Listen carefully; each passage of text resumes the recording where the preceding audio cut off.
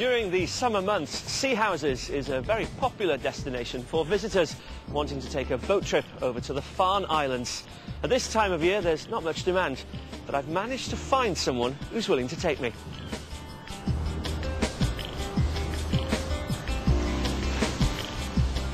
These rocky islands are now a sanctuary for seabirds and seals. But over the centuries, they've been home to some of Northumberland's most famous characters. St Cuthbert himself is said to have lived here on Inner Farne in the 5th century, and he died here in the year 687.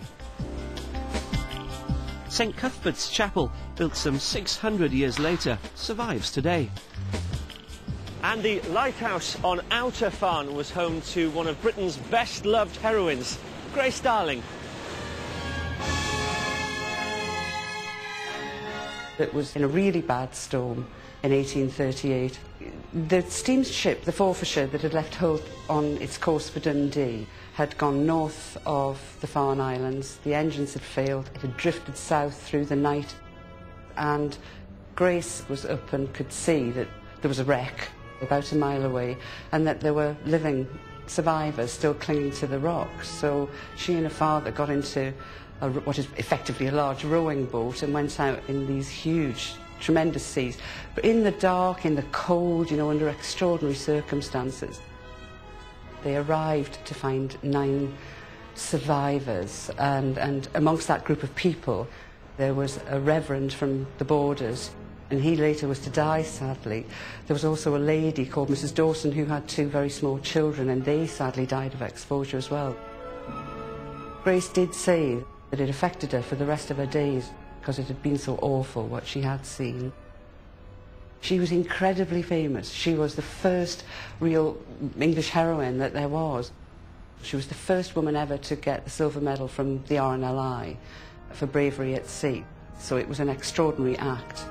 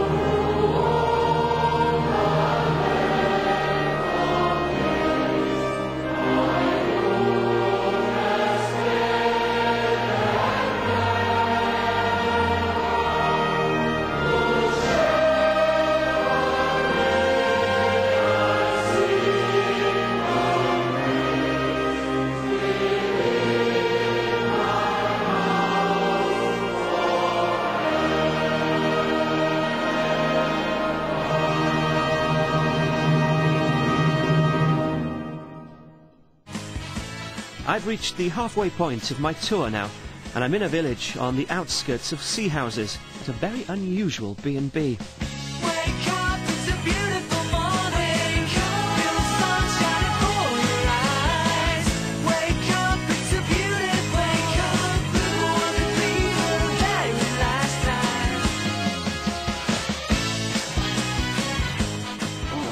much. That looks amazing. Good. Thank you. Enjoyed it. Thanks.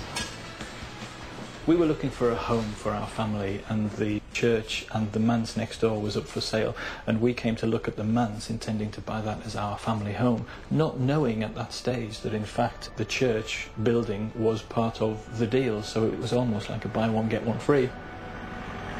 Jill and Jeff decided to take advantage of the deal and hatched a plan to convert the church into a bed and breakfast.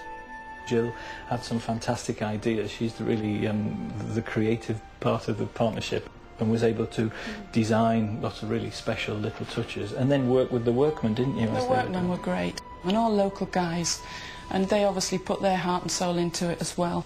Do you think that's more so because they were working in a sacred space, if you like? Well, I do remember one morning, in fact it may even have been Easter Sunday morning, our joiner was here and he was working on this kitchen window, and another neighbour went past and said, "Hey David, it's Easter Sunday morning. What do you think you're doing?" He said, "Well, I'm in church." Jill and Jeff are members of the Northumbria community, a group inspired by the lives of the Celtic saints. Hospitality is part of who we are, part of our lives. We're a part of the Northumbria community whose rule for living embraces hospitality, and so it's a joy to welcome people in. We had this tension about how does our life in God relate to the rest of our life, and the community showed us a way that those two things could come together, and life and work and church and sacred and secular were actually meshed together, and that was something that made sense for us.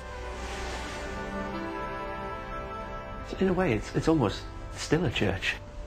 You know, what is church? Church is a place where people gather to share their story and to acknowledge the presence of God and to worship Him.